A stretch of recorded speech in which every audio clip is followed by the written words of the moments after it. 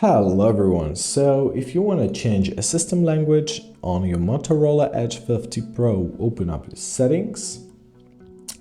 Now you gotta scroll down and find system. Here it is, tap on it, press languages, press English languages, system languages, and press add language. Now, for example, let's add Espanol.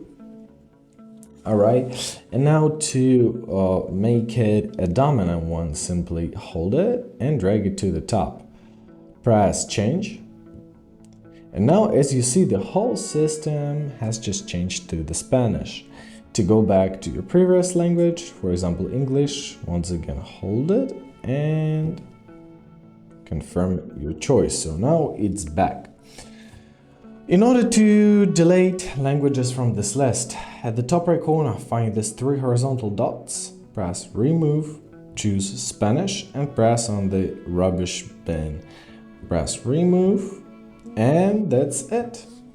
I hope this video was helpful. Thank you so much for watching and have a great day.